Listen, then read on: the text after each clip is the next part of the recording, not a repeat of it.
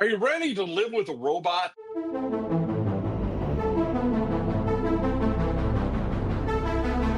This is Warren Whitlock, Emerging Technology. I've been getting a lot of questions from people wondering what they're going to do when I describe to them that the future is going to have whole humanoid robots in your house coming as soon as a year or two. There are models that are out that are being sold, and there are dozens, if not over 100, companies building humanoid robots. Now, robots will be doing a lot of things everywhere, but today we're focused on the humanoid robots, and we want to know whether or not we're ready to live with these things. Predictions say 10 billion robots will be coming by the year 2040. That means there'll be more robots on Earth than there are people. Now, those predictions, I'm not really sure whether they meant humanoid or how many are in a factory or armies of robots doing something or exactly what they're talking about. But let's start thinking about it. In your home, would you want a robot right now? I've asked that on my Twitter poll. And by the way, when I say Twitter, some of you may say, no, that's X. Nah, it's Twitter. The old man's going to keep calling it Twitter. I tweet on X. It's x.com. I'm all for them having the name change, but it's really hard to say I'm going to X you. If you had a robot in your house, what would it do for you? Typical things people say is, yeah, it could help you cook, clean, lift heavy objects, do the vacuuming. They've got robots that do that. So we'll have those. In fact, I guess that would say a lot of people already have a robot in their home. The difference is these things will be more versatile and be able to do what you tell them to do, reason with what you've said and give you the right kind of an answer. Just we're getting from the large language model, LLMs, robots like ChatGPT, and it'll be able to come up with a good idea of what should be done and then help you get it done. If you say, go in that room and clean it, it may have some questions when it gets started. But if you define clean it as make sure all the surfaces are dusted and that the bed is made and items that don't belong on the floor are picked up and put in the appropriate place, except for if I happen to leave my baseball, I want that right where I left it. Weird, but you could give it that kind of a command. All those kind of things a humanoid robot will be able to do. So let's talk about whether or not we're ready. First of all, mentally ready. I guess the best way to get mentally ready is go ahead and start doing some things where you learn to trust an AI. I have been using the large language models to help write things now for better part of a decade. When they first started coming out some 8 or 10 years ago, I was using them on and off. Mostly didn't like what I was getting out of it. This could write the copy for you, and we had a catalog of thousands of books, ebooks that people could download, and each one of those books needed a description. Some of the people uploading the books had done a really good job of writing a description of what the book was about or why you'd want to read it. Some of them were like sales copy, and so they were a little bit too this book will change your life ish. But the best ones told this is the story of Captain Ahab and his adventures fighting with one particular whale. Okay, we know what book that is.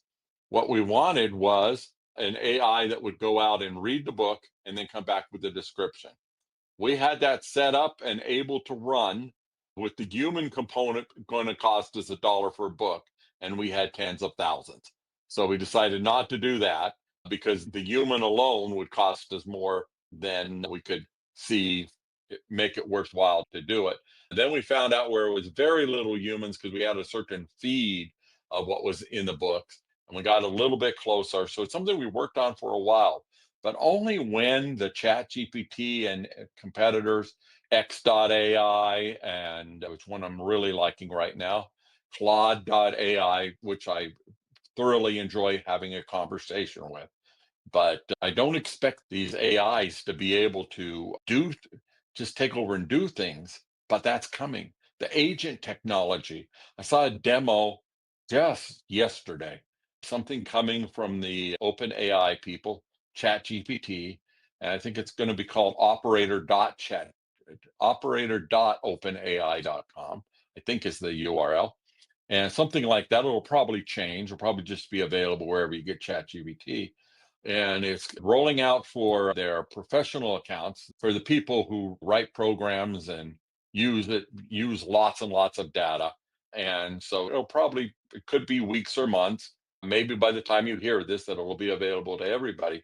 And you can tell it that you want to go grocery shopping and use the camera in your phone to take a picture of a list you've written out by hand, and it will take that from the notepad, convert it into a properly typed list, and then use that to go out and type those items in the search bar at a grocery store website.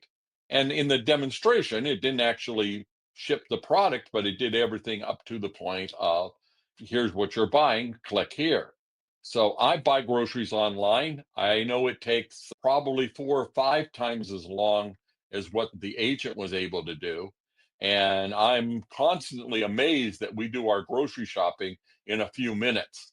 We shop from 3 different places because of what they carry. We know what the minimum order is, and I can go in, do a minimum order by items, staples I know we're going to buy, and just buy to make sure that I can ask for something. And in one case, it comes a quarter mile from my house to my house within 2 hours. It's my local store. I could go stop there and pick it up, but I love the idea that I can pick up my phone, say I need this, and get it fast. But the agents are going to make that even faster, and the operations set up at the grocery store are getting smoother and smoother, where it used to be if I would drive my car, let them bring the groceries out and put them into my car and then drive home, it was as much hassle as going into the store. Now it's not. Their curbside pickup has got much better, thanks in part to a pandemic. And the delivery to my house, which is literally just crossing a large street and going down a couple of turns, we get these things in no time. We pay for a service that allows that to happen, but the individual orders we don't pay to have that delivery. And so it's a nice thing to do. A robot will be able to do that soon enough, but these are robots we're going to see in our lives every single day. As I started thinking about this, as I said, took a couple of years. I'm now at the point that I don't search on Google anymore. I search on Perplexity. I find that Perplexity has a couple of things I don't like so much about it. And so I'll go over to ChatGPT or one of the other ones. If I'm using X.com and tweeting, I can add a photo to a tweet. It's now a button that I push, and I type in what I want the picture to be, and it creates it and gives me 4 options, and I pick, and it completes while I'm in line tweeting. I don't want the AI to take over and do everything for me. I still want to express what I want to express, but tools that help me express my thought better are useful. What are we going to do? Do we need to change the way our house works? No, that's one of the reasons to have a humanoid robot. It's going to be able to function inside your house. By the way, they said the last I saw was down to $13,000 for a robot and dropping. It turns out that in large scale production, the amount of materials that go into building a humanoid robot are small enough. It's not like we're needing to put in diamonds and gold jewelry. It's just to get the no rare earth materials or anything that I've heard of. It just basically it's plastic and some metal, and of course a lot of motors and some chips. And as we've learned, as those things are made in mass productions, that millions of them are produced, then we get the opportunity to see those things just drop in prices. So when the amount of material in your home robot is equal to, say, a couple of televisions and a sound bar, the cost is going to be similar. I've watched that happen with videotape, VCRs, and the CD players replacing the vinyl, and the vinyl that works better today because of the better systems that they hook up to, and ultimately getting rid of the CD players and going to something else, the MP3 player, which became something in our phone, the cameras, which I'm talking to you on an iPhone today. This particular recording I have set up with my eye patched into my computer and sending a signal. And most of the time, it doesn't make me get larger or smaller, though I noticed we have a couple of glitches here today. And these are things that once took thousands of dollars to set up. So robots are getting there, no doubt about it. Maybe you haven't quite got ready for the eerie feeling of having this robot in your home, but we're going to be seeing it in a lot of places. And then what really gets fascinating is what happens when somebody who wouldn't think they could possibly use this at all gets they can use it. It's in a village in an area of the world that is has houses or huts or whatever to live in, and there's a village of 50 families around. Would a robot help that village? Yeah. There's still heavy lifting to do. There's still things that it might be able to help with. Maybe not exactly. I don't think we would drop in one of the Optimus robots there and have it go. It would be almost like an invasion. So maybe not. Could we line up robots to do things like border patrol or watching things? Yeah, could be robots, could be drones. Drones are basically robots. And of course, the other thing is cars are going to be robots. As you get to autonomous driving, that really is a robot. So I would encourage you to try to get past the creepy factor. Start thinking in terms of what could I get a robot to do? And most importantly, what can I use AI for to extend my mind? I was talking to my producer just before we recorded this.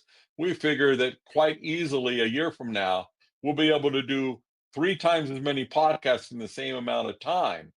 I'm not looking to get agents to replace my producer. I, she's invaluable. I need her here. I wouldn't get here if it wasn't for her setting these things up. But someday, while I know how, and I've done it before, I've just held up my phone and started talking and called it a podcast and released it to the world. But I don't do it that way today. We're looking at doing some better production on them because of that. And the clips and such, even with the help of AI helping us edit, it still takes some time. And I don't want to say, hey, I just feel like talking, pick up my phone, talk, and have video clips made with the words flashing on the screen and all the other things that you get and all the distribution to make sure y'all find this. I still want to have some kind of creative control over where what happens with those things. And like I say, when we get used to dealing with the AIs and the tools we have today, it's going to be a lot easier and a lot faster to be the ones that are leading the charge with a robot. When you think about need, I don't need to have my groceries delivered. I am capable enough to go push the cart around, put the stuff in, and bring it back to my house.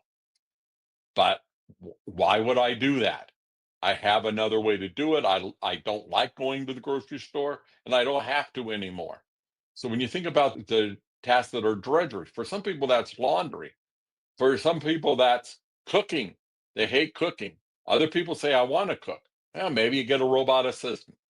There's a lot of ways you can do that, but right now it's what are we doing to get ready for it? And I say that's start using the tools you do have a lot more. And when we go back to commercial applications of this and think, am I going to lose my job? Yes, some jobs are going to change. Absolutely. Because robots are going to be able to do just about anything a human can do that is physical, moving things around, moving atoms from place to place. AI will be able to take care of anything that is done remotely. Right now, I have a new version of my AI coming. Just shot video for it, and I've seen a proof that it worked. I am actually, this is the same jacket I wore a week ago, and I stood in front of a camera and green screen and talked for a few minutes, and it took that, and the demo was ready. It was shocking to watch it talk in Chinese and Spanish. I don't speak either of those languages, but my avatar does. And now it's being hooked up to the knowledge of things that I have written and said in the past. and it will be able to interact like me, and maybe with a few less ums and ahs when it talks. And that's coming very soon. I'll be doing an episode on that probably in the next week or two. And he just did it again. He won't be saying I'm an ah, and he'll be able to answer your questions in real time. From there, I'm going to be able to reach more people and give more information out and convince people that the future is bright thanks to the emerging technology that's coming. So this is Emerging Technologies with Warren Whitlock, and that's all for today.